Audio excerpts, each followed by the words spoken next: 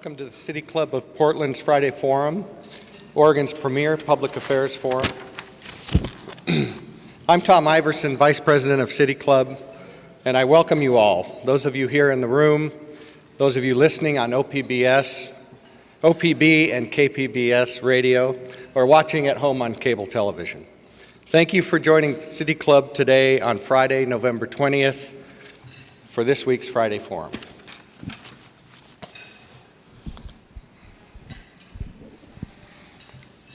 Today we will hear from 4 of Portland's young nonprofit leaders about their visions for community involvement and civic engagement in Portland.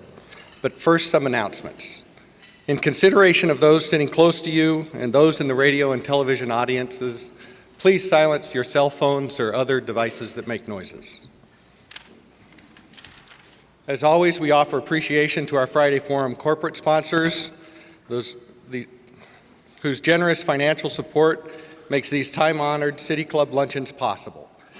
Please join me in thanking, as our sponsors today, Zimmer Gunsel Frasca Architects and the law firm of Baron Liebman.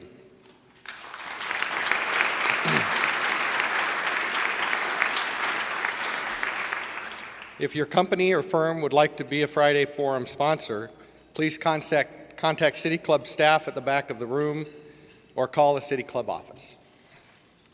In honor of Thanksgiving holiday, next week there will be no Friday Forum, but join us in 2 weeks for a talk by state labor economist Art Eyre, who will attempt to explain Oregon's persistent unemployment problem. On to today's program.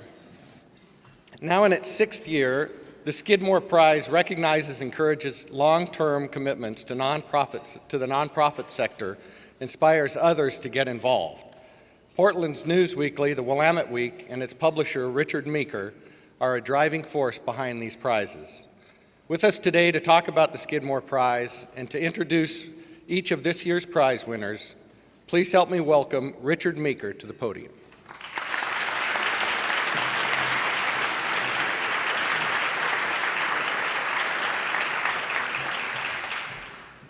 Thank you, Tom, and thank you especially to the City Club of Portland. For 3 years in a row, you've been kind enough to welcome the Skidmore Prize ceremony to your Friday Forum. Today's winners and their organizations will benefit greatly from the added exposure and credibility you're providing them. Earlier this fall, my wife and I took our first extended trip together alone outside the U.S. since our honeymoon 27 years ago. One place we visited was the French city of Toulouse, where, high on the wall of a red brick building, looking out over the central square, we spied a huge red banner. The words emblazoned on it so reminded me of the origin of the name of the prizes we're handing out today that I wrote them down on a slip of paper and carry them with me still in my wallet. Here's the wallet, and here's the slip of paper. It says, Ici, en sonore du titre de citoyen. Literally, that means, here one is honored by the title of citizen. And here in our city, at the base of the Skidmore Fountain in Old Town, near the Portland Saturday Market, can be found a similar inscription. Good citizens are the riches of a city. The notion that any and all of us can serve as Portland's greatest treasure animates the prizes being bestowed today. The Skidmore Prize is an integral part of Willamette Week's annual Give Guide, right here. There are copies at the desk, which last November and December raised more than $800,000 for 55 local nonprofits.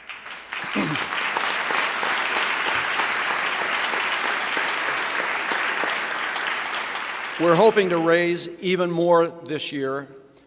These awards that are presented in conjunction with the Give Guide to 4 Portlanders under the age of 36 who perform great work for not so great pay are a central ingredient in the Give Guide. The purposes of the prizes are threefold.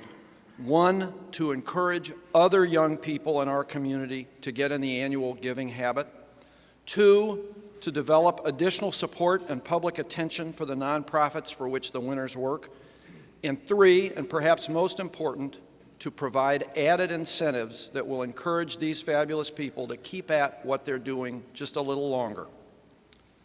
From the first Give Guide in 2004, Momentum Market Intelligence, a local firm that conducts high-level research for Fortune 500, 400 high-tech companies, has made the Skidmore Prize possible, first by funding it, and second by vetting nominees. MMI's table is here. Thank you very much, MMI.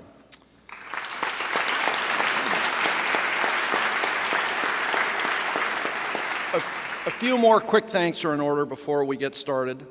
John Schmidt and the wonderful gang from Oak Tree Digital created and maintain the Give Guide's website. Check out wweek.com/giveguide to get a sense of their fine work.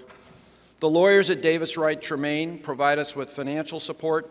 Bank of America has arranged reduced interchange fees in processing donations. And in the Give Guide itself, you can find the names of literally dozens of others who've given so much to this annual effort. And I've got to point to the Willamette Week table, which is there, where you can see the people who do so much behind the scenes to support both the Skidmore Prizes and the Give Guide. And down here in front, a special thank you to Megan Brasini, our executive director, who among many chores coordinated and helped conduct the final interviews for today's prizes. And now for the 2009 Skidmore Prize winners. We'll call them up in alphabetical order. City Commissioner Nick Fish, who honors all of us with his presence today, will hand out the awards, accompanied by checks for $4,000 to each winner. Then, because we think their own words will ring most true for you, each will tell us for a few minutes what they do. In fact, what she does. Every one of our winners this year is a woman. I doubt you'll find any of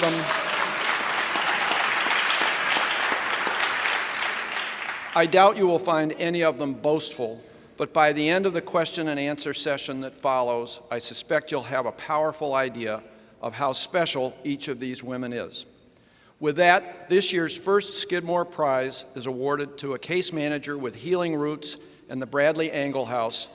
Fowzia Abdulle, please come to the stage to accept your award.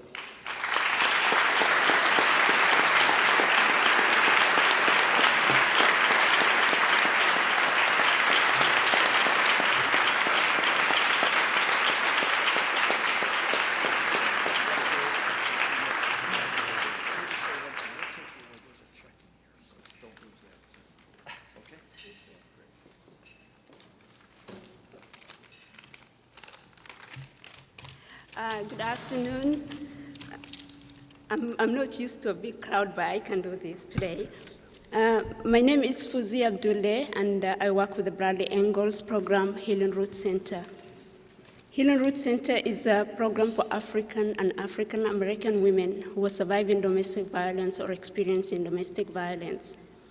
We are a cultural specific program, and 80% of the women who come to us are Africans and African American women. I usually work with about between 25 to 30 women in my caseload in a long-term basis. And last year we served over 100 families at Healing Roots Center. When family comes to Healing Roots Center, we help them with resources like housing, job search, resumes, safety planning, advocacy, support groups, and we have also a mental health therapist in our center. And also we're working with OHSU. We're doing a depression research with OHSU. And we also do a community outreach and education. Programs like Healing Roots Center are so important in Poland because 1 in 4 women in US will experience DV. For African women, that number is higher. We provide a safe space where African and African American women can come and feel comfortable to express their feelings. You might be heard or hear from the news recently in Poland, there was a domestic violence homicide related in 1 week. Domestic violence, it's extremely difficult for the community, African community. They don't feel like talking about domestic violence because it's a shame to them. But when they come to Healing Roots Center, it's a place they feel it's comfortable and they can talk about it. Because of trust, cultural, and religion differences, some women feel uncomfortable to talk about domestic violence. The number one killer of African and African American women is homicide at the hands of current or former intimate partner.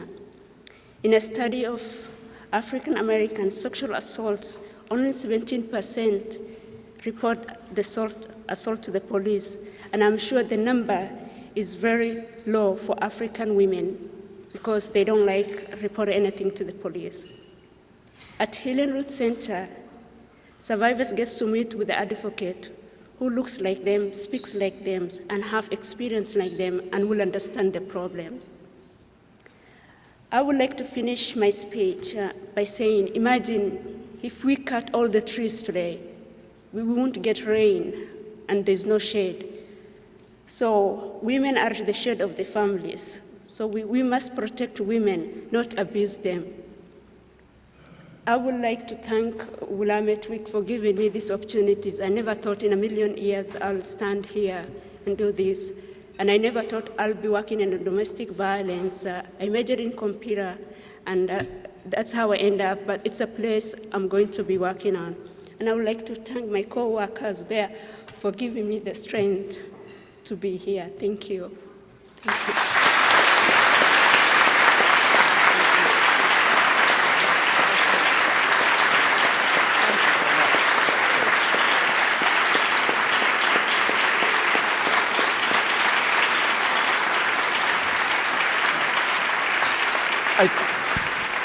I think that gives you a taste of what we experienced as we interviewed the finalists for this award.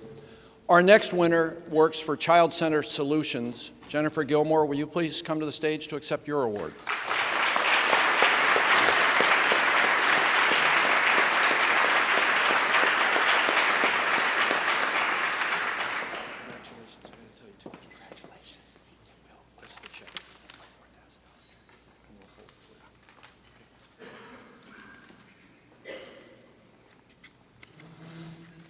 I brought notes just in case.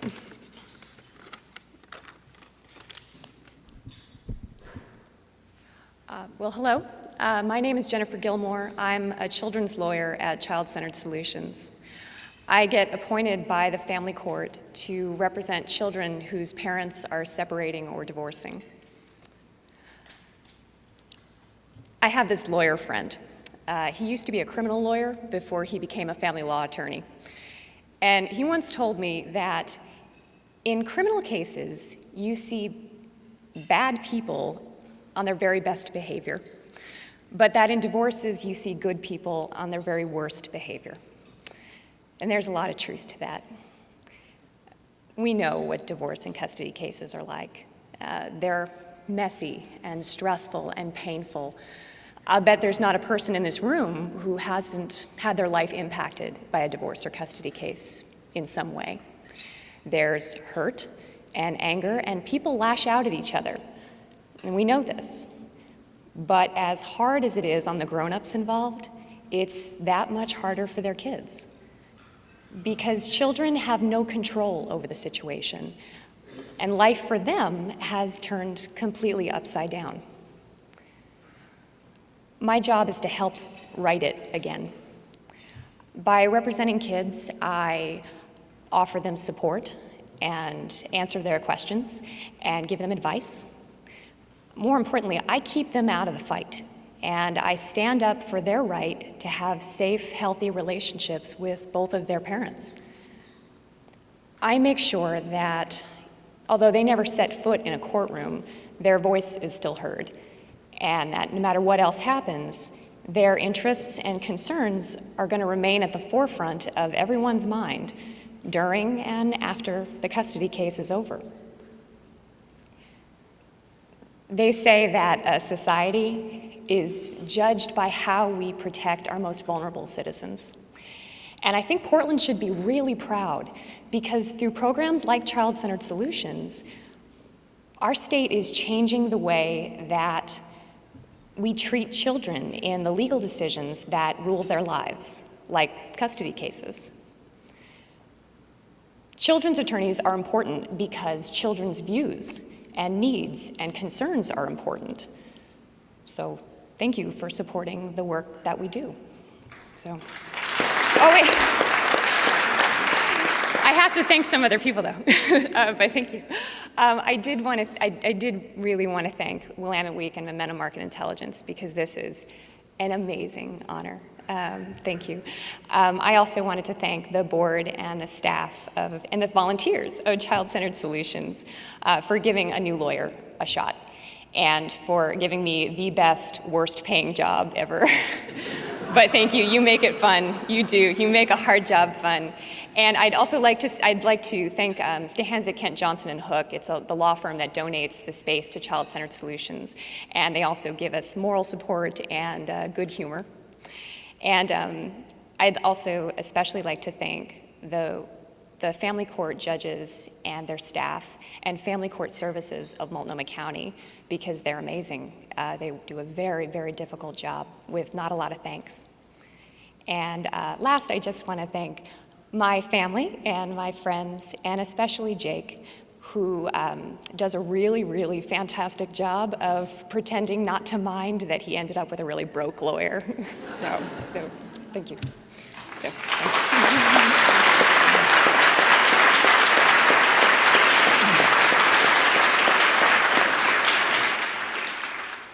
Our third winner founded the Pixie Project. Amy Sachs, will you please come to the stage to accept your award?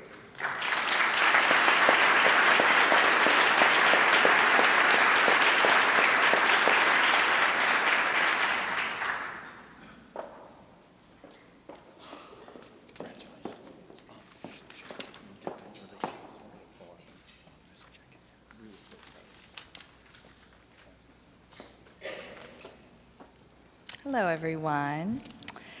So I just want to give you a brief overview of what exactly it is that we do with the Pixie Project, and so you have a sense of why I'm here and what role our organization plays in our local animal community. So we are a nonprofit animal adoption center and pet supply store. We're located at 510 Northeast MLK, so we're right across from the convention center in a very central and accessible location for people all over the city. It's extremely important that we are there because one of our primary goals is to bring rescue and adoption into a family-friendly, accessible, and warm environment. I don't know how many of you have been to animal shelters. They play an extremely important role in helping with our homeless animals. But the reality of the shelter system is it's not always warm and fuzzy.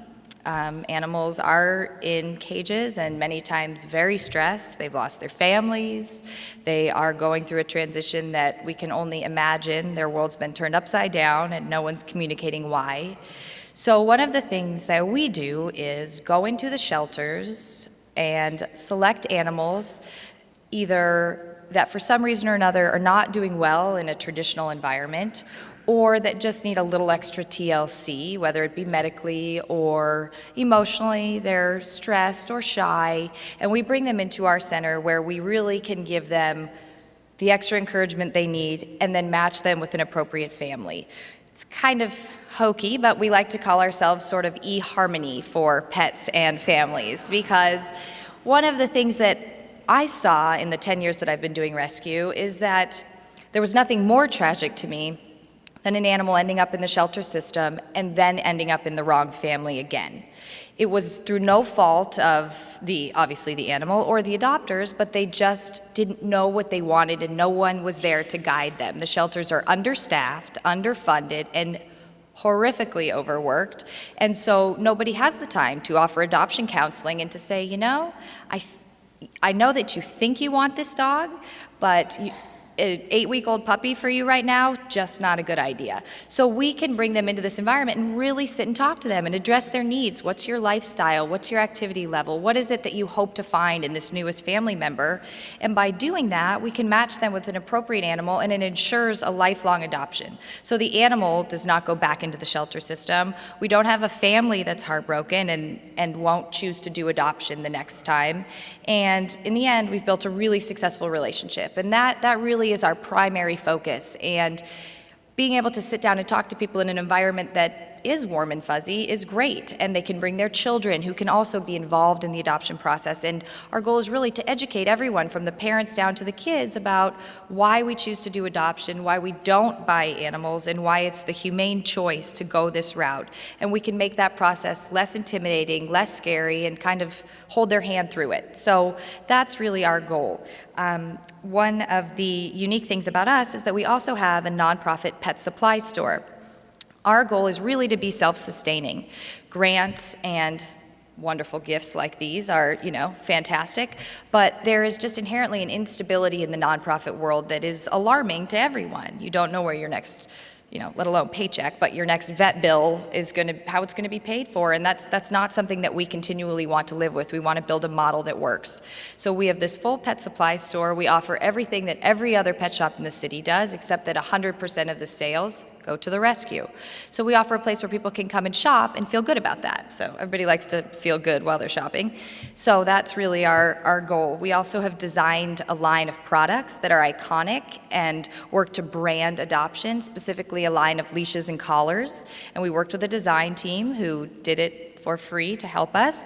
And it's been really, really successful. And one of our exciting announcements is we just found out that we'll be on the Ellen DeGeneres show in February to promote these leashes and collars. And so it's really catching on and really spreading across the nation that it works to have this be a celebrated process, and that instead of being sad, we can embrace it, make it fun and funky and hip, and enjoy the process. So I also have so that's our overview, and I have my couple of thank yous as well.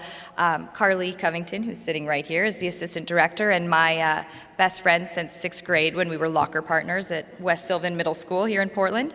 So we are both Portland-grown girls and Lincoln High School graduates who decided that we were just going to do something in this town of ours for a problem that we just saw needed a facelift, so to speak. So that's our job. And then also I have to thank my parents who couldn't be here but are incredibly amazing and also the inspiration for everything that I do, and very, very special people. So, and of course, the Willamette Week and Market Intelligence and everyone who made this award possible, because it's a wonderful privilege and an honor, and I'm grateful for all of it. And that's it. And if you have questions, feel free to throw them at me up here, because I love to do that. So.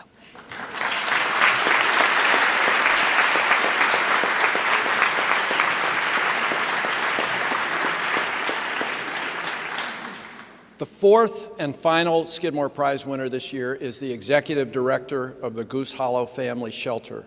Brandi Tuck, will you come up to the stage to get your award?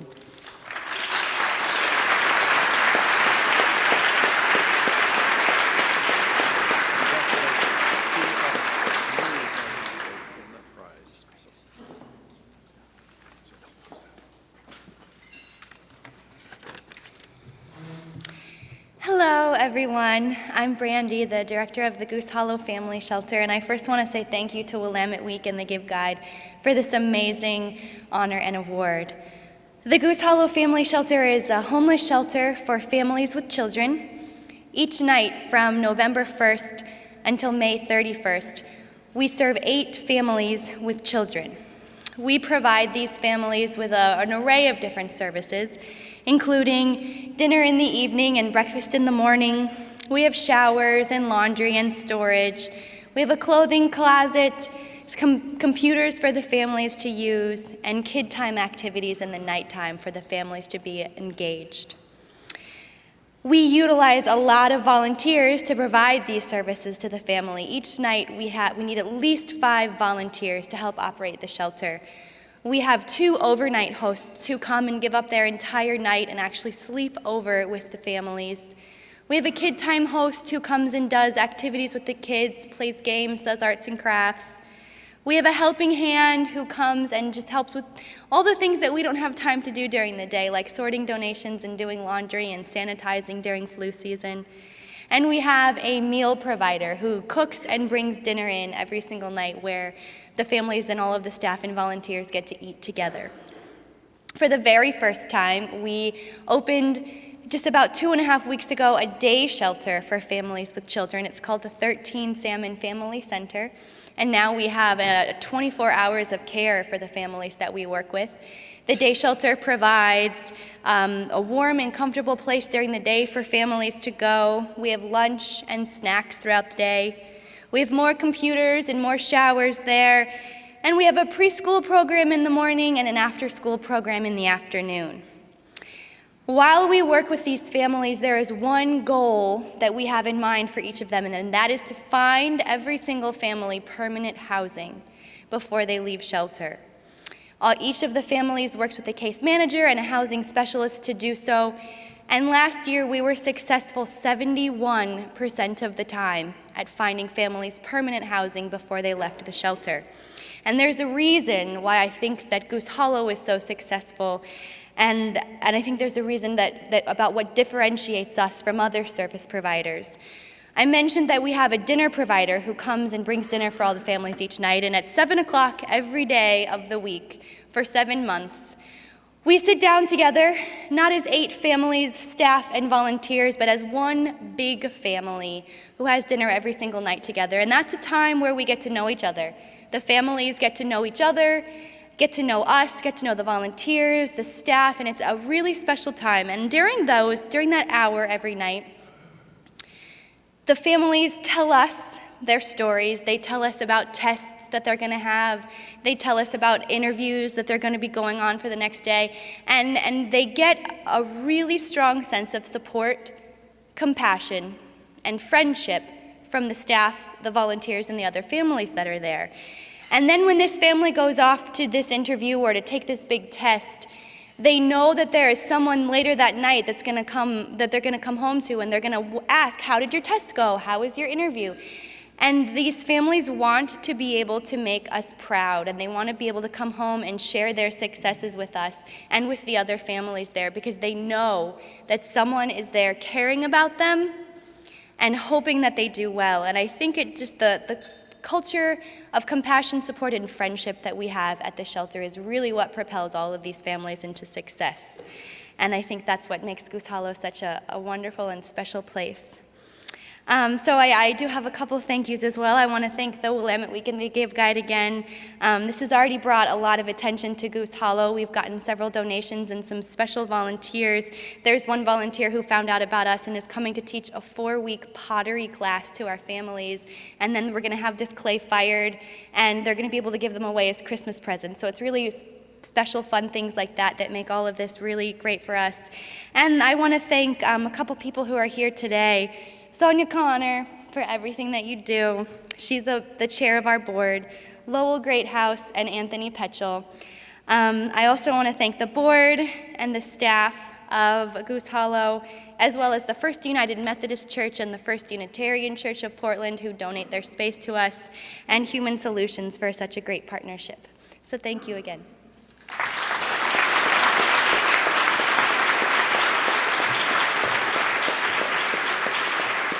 I think we ought to continue that just a moment more for these 4 wonderful people. You're all just terrific.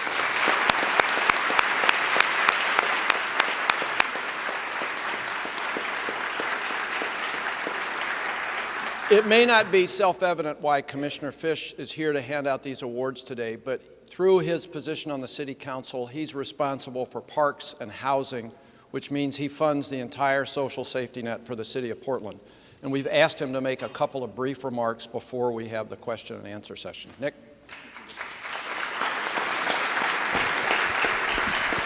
Thank you very much, and Richard emphasized brief.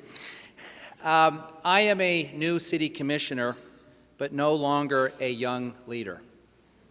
So it is especially gratifying to be in the company of 4 such inspiring young women who are making such a great difference for our community.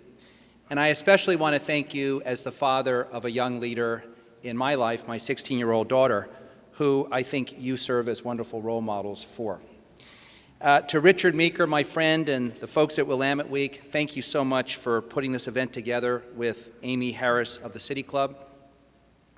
And for those of you who doubt the power of the Give Guide, last year over $80,000 was donated to the Oregon Cultural Trust because of this wonderful new addition to our nonprofit landscape. So thank you for what you do. And to Momentum Market Intelligence, whose generous sponsorship made this prize possible. Thank you. The Skidmore Fountain, as you all know, is located in Portland's Ankeny Square. Across the street is the new global headquarters of Mercy Corps, the International Relief Agency. The fountain is therefore literally at the intersection of Portland's past and Portland's future. Today, in awarding this prestigious prize in the name of Stephen G. Skidmore, we honor our past. And by recognizing the amazing contributions of these 4 young women who are making Portland a better place, we look to the future. Because of each of you, that future looks much brighter. Thank you and congratulations.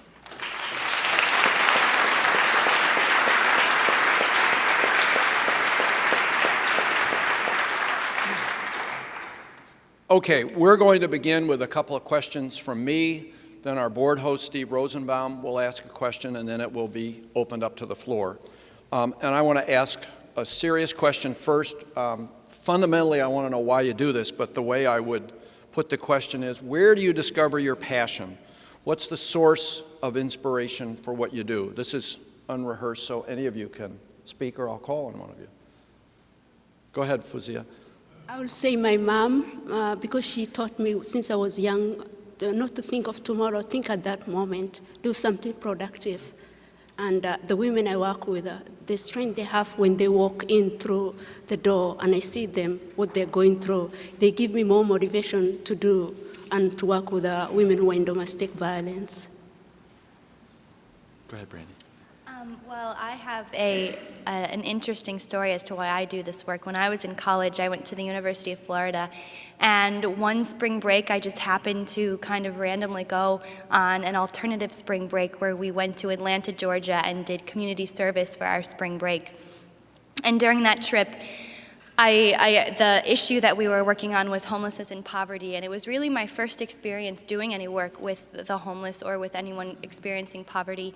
And the trip single-handedly changed my life. I felt such a strong and overwhelming connection to the families that we were working with just over that one short week that I had this big breakdown one day and said, I can't ever go back to Florida. I'm staying here in Atlanta, and I'm never going to drop out of school and stay with these families. And after about 2 hours of crying and some people convincing me that that was silly, I decided to go back to school and kind of changed my focus and vowed one day that I would be in a position to help homeless families with children. I never in a million years thought I would be at so young that I would have that opportunity, but I feel like I do, so it's really wonderful. Amy? I would say I didn't really have much choice. I grew up in a house where we started doing rescue probably when I was born, but I was always carted around with my mom, and we always had food in our trunk and blankets and everything for the companion animals of the homeless, which is also a large part of what we do, is supporting the homeless and their animals. And so I literally grew up with this, and also grew up with the strong sense of a very, very, very hardworking and somewhat intense in a good way type of mother. And they're just, for those of you who know her, yes. You just didn't really have an option. I mean, if you saw something that was wrong, you just did something to fix it. There was no complaining about it. There was no throwing a tantrum. You just got up and you did it. And if it was midnight and somebody needed to get their dog to the vet, then you got out of bed and you took care of it. And if it, regardless of what it was. And so I grew up with that, and then I made it to college across the country and took that with me and started doing it immediately when I moved out. And so I would say that I've always been aware of the problem. And for me, the best way to sleep at night, once I had been exposed to this, was to know that I was at least doing something to help in some way. As long as I was working towards a goal and in the process of helping, I could sleep better. It's a problem that we will never fully get under control. It's just a tragic reality of our society, but if we can move towards it, then we're making people aware and we're making progress, which is why I tell people between 200 and 300 people a day what it is that I do, because my goal has always been to make everybody think about this. We can love our animals and our pets in our homes, but we can't turn a blind eye to the fact that 99.9% of animals do not go to bed at night on a big cushy bed in the comfort of a warm house. So I think I would say that my inspiration came from my mother, and also just a strong sense of not being able to whine about anything. I think that was the biggest motivator. Jennifer? Oh, I guess as far as where I find the passion for it or the inspiration, I'd have to say it's the kids, it's our clients that we represent. I think everybody at this table, finds their jobs draining at times, and it wears on your soul a little bit. And where I get rejuvenated, where I get brought back up is these kids who come into the office. They are amazing. They're just, they're regular kids you see every day. You'd never know what they're going through. And, they walk into the office and they got the weight of the world on their shoulders. It's like they're carrying, planets. And when they leave, they're lighter. They're lighter somehow, like they have a little bit more control, a little bit more sense of the situation, like it's going to be okay and somebody's going to be there. And to see that difference from where they come in versus going out, no matter what we've done, even if we haven't been talking intense legal stuff, even if we've been doing puzzles and playing with Play-Doh, it helps me feel lighter too. So that's what I would say. Let me follow up with you just a little bit. During the course of our interviews, it became apparent that Hurricane Katrina had something to do with Jennifer Gilmore's arrival in Portland. Could you tell us about that? Sure. I went to law school at Tulane in New Orleans, and so I lived there for 3 years with my partner. And the first semester of our third year, Hurricane Katrina came. And at that time, we had been basically trying to decide between staying in New Orleans or moving to Portland, where my partner has family. He's an Oregonian, and I'm not. And the hurricane came, and it changed a lot of things. Whole school, well, the whole, you know what happened. The whole city shut down. And Lewis and Clark Law School actually opened their doors because obviously Tulane was going to be shutting down, at least temporarily. So Lewis and Clark welcomed us with open arms, comped the tuition, comped the books, and just said, no matter how you can get here, just come. And so it was great for me because I got to spend a semester before going back to New Orleans and finishing. I got to meet Portland. I got to fall in love with the city, and that's after graduation back in New Orleans. We came back, and that's how I got here. Fowzia, during your interview with us, you talked about several academic programs you're following as well as the work you're doing. Could you tell everybody about them and where you hope those will take you in the next 5 years? Yeah. When I came to US, I came from Somalia. When I came to US, I joined PCC, and I studied English as a second language. And I got my degree in computer information system. And I've been working at OHSU, my internship. But on top of that, I used to help the women and children from Africa to translate for them. And then I ended up in Brandi Tuck. So I loved the job, and I was like, this is what I can do. Instead of being under the computer or connecting wires, I can help these women. And then I decided to put myself back to school. So right now I'm in School of Social Work at Portland State University, and I'm getting my Bachelor of Social Work. And God willing, if I finish, I'm planning to do international social work, maybe working with the NGOs, Mercy Corps in Africa. Brandi, if I recall correctly, you were 24 when you became executive director of the Goose Hollow Family Shelter. What was that like? I think it was very surreal to be so young and to be put into this position where I was in charge. It's my second job I've ever had out of college. So that was pretty intense, but I think it took me a little while to kind of grow into feeling comfortable with being the executive director. It took a long time to realize that kind of what was going on and everything, and now I feel like I'm really comfortable and I love it. I think it's just been really intense, and it's also been something that because of the way I kind of found out I wanted to work with the homeless, that I vowed to be in this position, and to get this position so young, it was incredibly overwhelming for me. And I've spent a lot of time talking with some people who are actually in this room today about how overwhelming it can be sometime, and I've had some counseling to kind of get through it. But now I love every second of it, and I always have loved every second of it. So I think that I'm just incredibly honored and blessed to be able to be in this position, and I can't wait to keep going and to grow into it even more. Amy, how many pets do you have in your home, and how many adoptions have you arranged in the 2 years the Pixie Project's been in business? That is everyone's favorite question, your house. I'm glad, because this gives me an opportunity to thank somebody who I didn't when I was standing up there, which is my boyfriend, Nick, who's right there, and his amazing mom, Linda.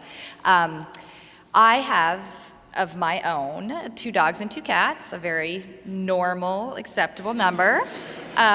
It is not the Jungle Book in my house. Right now, however, we're up in numbers just a teeny bit. There was a large seizure from a hoarder in Multnomah County. It was all over the news, a bunch of Chihuahuas, which happens to be one of my favorite breeds. And I personally have a Chihuahua and then a 100-pound dog. So right now I have at my house, the top level of my house is 2 moms with a total of 4 little Chihuahua babies running everywhere. It's insanely cute, it really is. But it's also a lot of work, and as you can imagine, you really have to have an unbelievably exceptional and tolerant mate, which I do. And he also works from home and helps out with all the care. So right now, that's what I have at the house, and that always shifts and varies, because your house, ultimately when you're the director and Carly is the assistant director, both of us, if somebody, a foster parent, flakes or what have you, it's always coming home with us. So that's just part of the gig, is being flexible and realizing that no place is sacred anymore. There's going to be an animal, no matter what, in your car or in your house or what have you. So the days start early and end very late with animal care. But that being said, it's a wonderful perk of the job as well. There was a second part of it. Oh, how many adoptions? So we actually just celebrated, we just had our first big fundraiser last weekend. And we just celebrated 2 years and 1,000 adoptions. So. Terrific.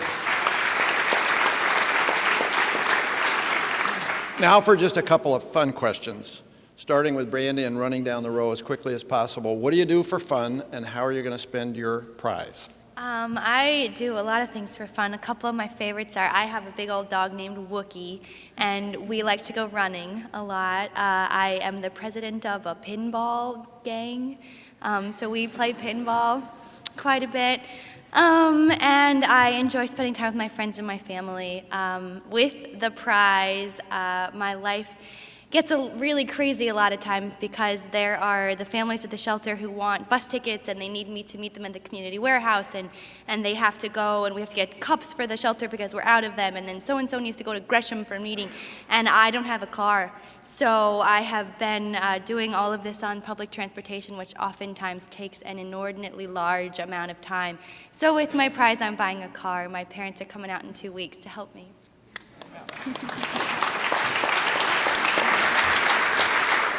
Amy? Was there 2 parts to that? What do you do for fun, What do I do quickly, for fun? and what are you going to do with your money? Okay, so quickly for fun, I would say for fun, I like to get out and hike the dogs, and also just hang out with my boyfriend, who I don't necessarily get to see very much because I'm always working. So have a pretty mellow outside of work life. I like to just relax and watch mindless bad television is my unwinding. So I'm kind of a junkie for that stuff late at night. So with the money, I am very fortunate that I have a staff total of 4 employees. So we'll be splitting it, which is great, because that was one of the most exciting things to me, was that I was going to be able to gift that on to my unbelievable employees who work such long hours for nothing. So that's what we'll be doing. And then with my portion, I'm not quite sure yet. There might be new big dog beds involved, or perhaps, I don't know, but we'll see. Jennifer? I was going to say, young lawyers, we're not supposed to have fun. Yeah. We're not supposed to have a life. No, I'm kidding. I love traveling. I love exploring hole-in-the-wall places. I love to cook. I'm not a very good cook. I tend to forget things like flour, but I have a good time trying.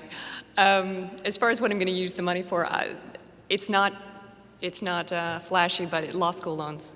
It's going to law school loans with a little bit set over, because I promised Jake I was going to buy him some really nice ham, and a new child interview table and chairs for my office, which we just got. So, Fowzia?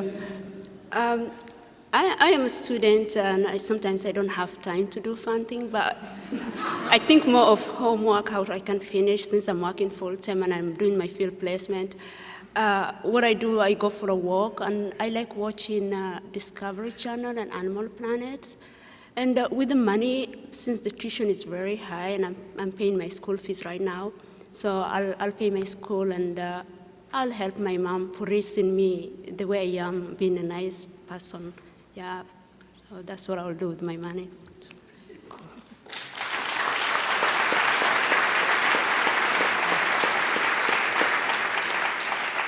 Next, we will have a question from our board host today, Steve Rosenbaum, who's the president and CEO of Pop Art, Inc. Steve?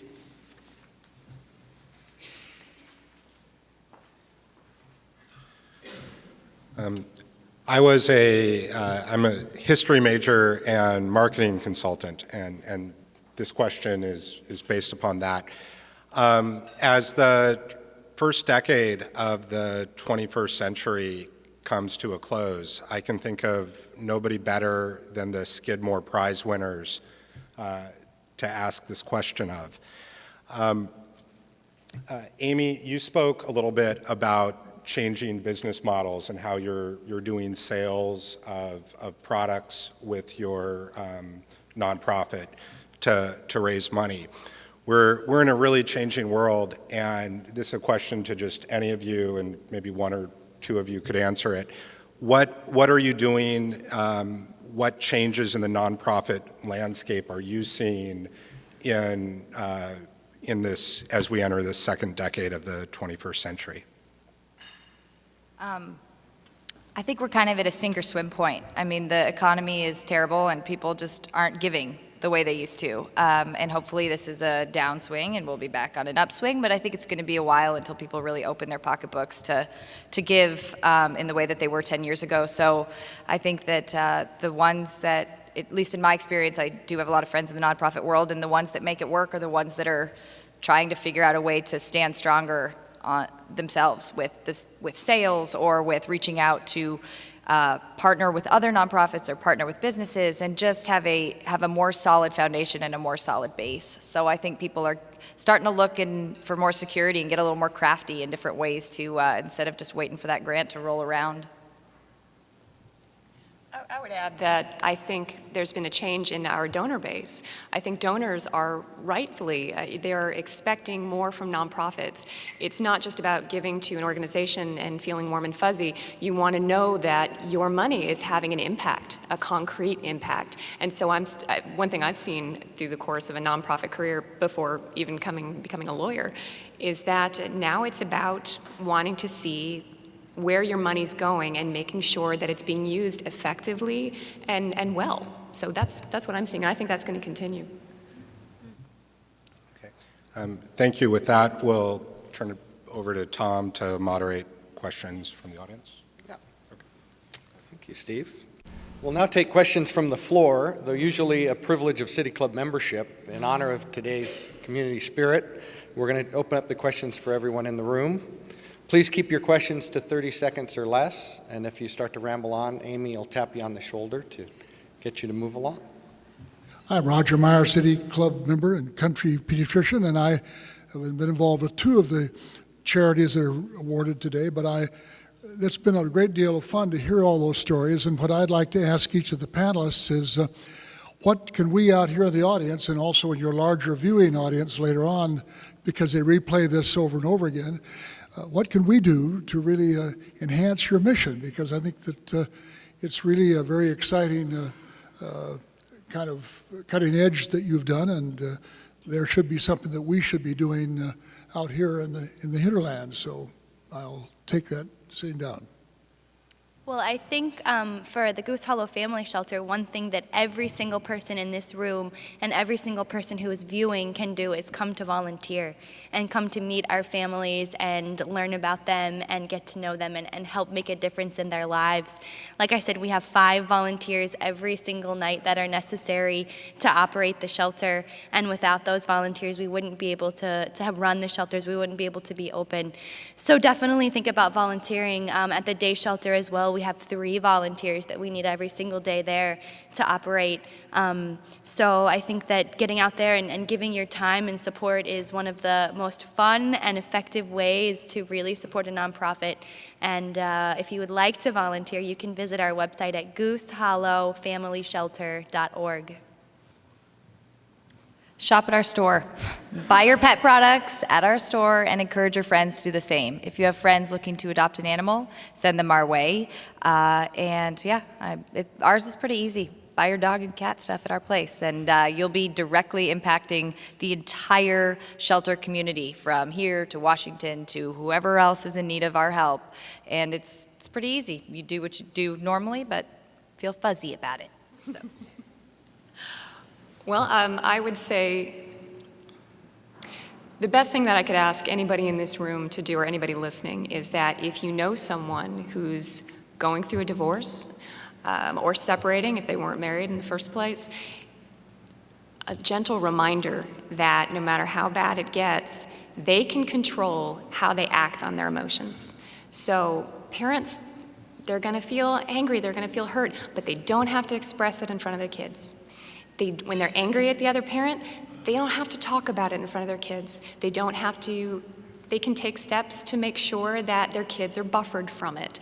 That means being careful when you're having an argument over the phone, that somebody might be hearing it. We talk about little pitchers with big ears. Yeah. So that would be something that I would encourage everybody, just again, gentle reminder when you know someone who's going through that, to remember to keep your kid out of it. So that's what I would ask. I would say for us it's volunteering, and also because of the economic, you are getting so many women who have been affected because of economic domestic violence also is very high. And there's some basic things we took for granted, like even bus tickets, food, something like that, so we will appreciate, and anything, because you're a non-profit, so we don't have that much, so. Ted Kay, City Club member. This is a hypothetical question, unfortunately, but if a generous, enthusiastic, anonymous donor wrote each of your organizations a check for $100,000, how would you spend it? Question for each of you. Go ahead, we can go the opposite way. Okay. Could you repeat your question, please? I didn't. If you wrote you a check, Oh, $100,000 for your organization. for the organization, what I will do is I will help the women who come through our door, because I know what they need and they can get it, like even rental assistance and those kind of things. And I'll donate some to my organizations so they can keep helping anybody who walks in through the door, especially the women and the children we're helping right now. Hire more lawyers.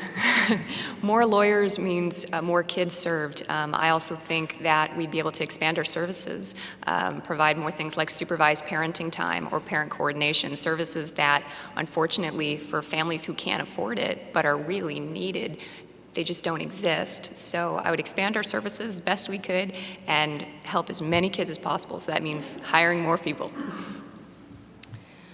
I would start with our expansion. The Pixie Project was always built, as I said, to be a self-sustaining model, but also to be a rollout model. It's a perfect cookie-cutter model that should be in every city in the country to bring rescue into the city. There is no city that does not have a problem with homeless animals, whether or not we push them out to Troutdale or push them out to wherever it is so that we don't have to look at it. It exists everywhere. And I would just start rolling them out and getting them ready, and having people all over the country recognizing this brand as the place where you go now when you want to get an animal. You don't go to the paper, you don't go to the breeder, you just go to the Pixie Project and they'll find it for you. So that's what I would do.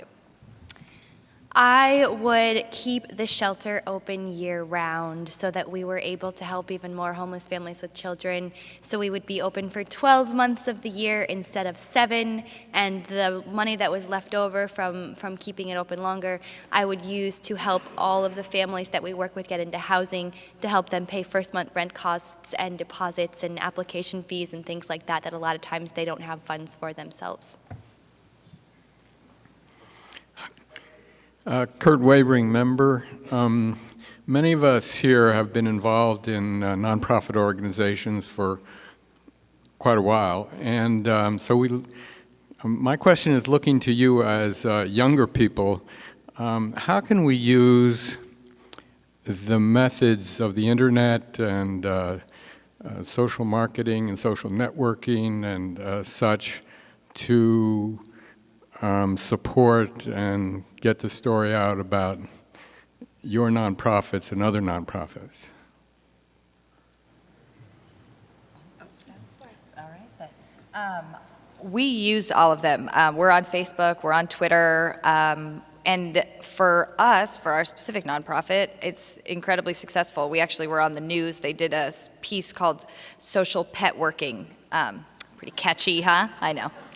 And so, but for us, it's an incredibly useful tool. Obviously, a lot is conveyed through a picture with an animal. So we use it in all ways. We network with other shelters. We network with animal rights activists all over the country. And so I think for nonprofits, I mean, I think we all just need to realize and embrace that that's the reality of where things are going.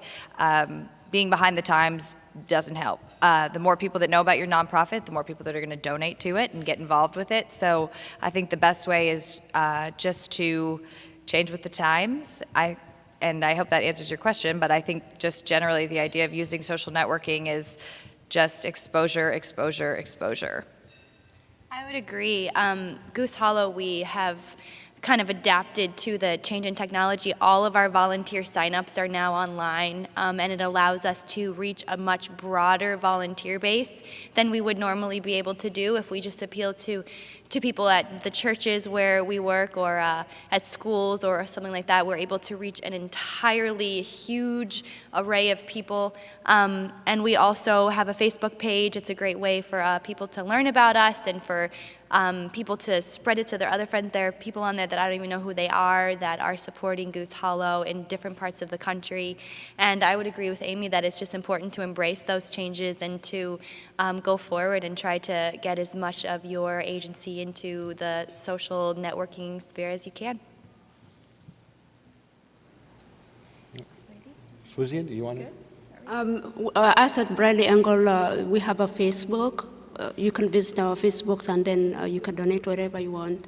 And also if you visit our website, www.brandytuck.org, we have all information there too. Okay, now I feel left out if I don't say something. No, what I would add is that, just to add to that, not only is it great for getting the word out about the need for all of our, the mission of these organizations and the need that's out there and spreading the word about that, but also as for providing resources to people. Most of our organizations are not 24 hours. We don't always have the capacity or the staffing to answer every question. Unfortunately, I wish we did. But we can use the internet, for those who have the access to it, to maybe hopefully answer their questions. If they're looking for a shelter, if they're looking for other resources, other organizations, they can find it through the internet. The challenges I'm finding with a population such as ours that we work with primarily low-income and indigent families who don't have any access to the internet. So embracing change, sure, but which I agree with.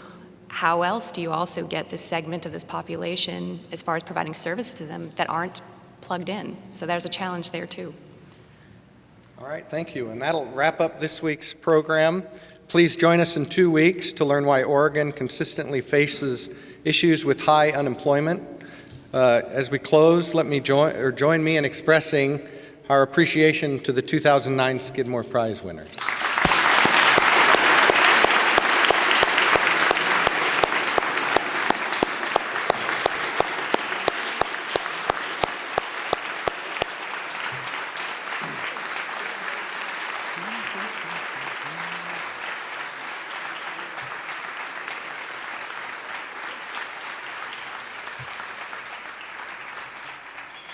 And with that, we're adjourned.